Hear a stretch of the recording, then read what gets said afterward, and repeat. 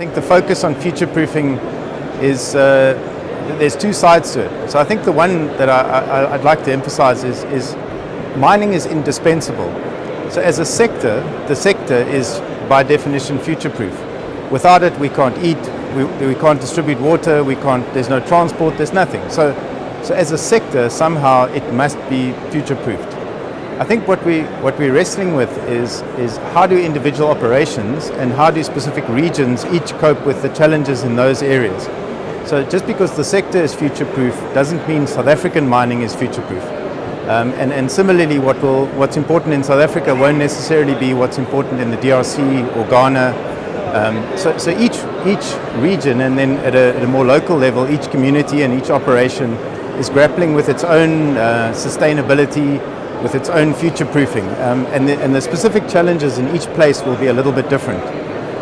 So a lot of what we're trying to do is understand those small differences between areas and help clients in specific places deal with how do we future-proof this operation. And yes, there's some overarching trends, whether it's towards decarbonization, whether it's towards water stewardship. So those are some things that are happening in the global context. But so much of mining remains local. We've seen a lot of political change that's been happening, and a lot of change at a macro level. But I do want to emphasize that for a lot of communities, not much has changed. Their priorities remain the same. The things that worry them, the things that keep them awake at night, those things haven't changed, and they tend to change much more slowly. And so we have to take cognizance of these macro changes, and we have to adapt as an industry, and we have to give some thought to markets and the role of different commodities. But at a very local level, communities' priorities are actually much more stable, and so your immediate success requires you to still know what they are and still engage effectively with that in that space.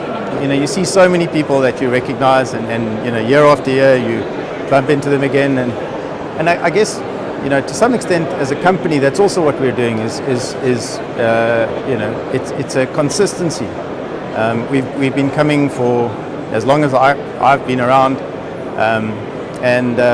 We've been engaging with clients on the same issues in the same manner, and we've been meeting them here. So we're still doing that. I hopefully will take away. People will remember that we're still the same. Our attitude towards our clients, our attitude towards our work, and our attitude towards our people has stayed the same, and it's still the same. And we're going to keep going. Pursuing the same technical excellence and the same people values that we've been pursuing. We value our clients and we value our people, and I guess this, us continuing to pitch up is just a way of showing that, we value those relationships.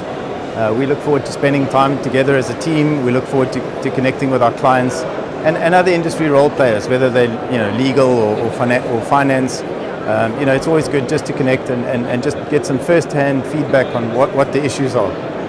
In each place, there's some fairly unique challenges. So yes, in terms of those overarching trends, whether it's moving towards decarbonization or whether it's moving towards different assurance frameworks, the consolidation of different assurance frameworks into the new ICMM standard and helping clients deal with those and recognizing things like the GISTM, the changes in the tailings management and being able to assist our clients with adapting to that. And then, as I say, always it's those very local relationships that are important. It's having direct knowledge of the community that this particular operation is engaging with, and how to engage effectively with that community to look after, to I guess protect and to build up. That's ultimately that license to operate is something that's been around for a long time, but when we think of future-proofing, it actually is that same trend. We'd all like to look back and think of what we've been a part of. So at an individual level, we'd each like to look back at our career and say, we were involved in something bigger than just us. And so there's an individual desire, and then there's also a desire as a company. It's very difficult to do that if the company that I'm a part of doesn't leave anything, or leaves destruction in its wake. So I guess it is about about finding that those things that make a difference in each of the regions, in each of the locations. Building those communication channels, helping for or aiding constructive dialogue, coming up with effective solutions, assisting with implementation, and I think more and more, as we see changes in rainfall and other impacts, things that really impact people at a very personal level. We have the ability by having effective interventions. We have the ability to stabilize communities, to bring more success to the region that we're sitting in. And yes, I think that will leave a legacy, even if nobody phones you to say thank you. Yeah, I hope that the other guests down here at the Indaba, I hope they leave with a very positive impression of South Africa.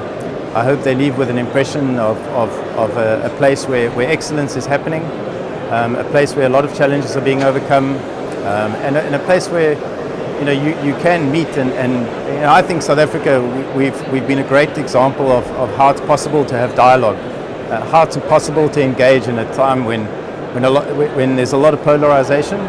I think South Africa is still a place where people talk to each other, and so I hope that people come here, they enjoy the conversation, and they leave here with a sense that we've actually got more in common than we think, and we're working towards the same goals, and even if we sometimes call them different things.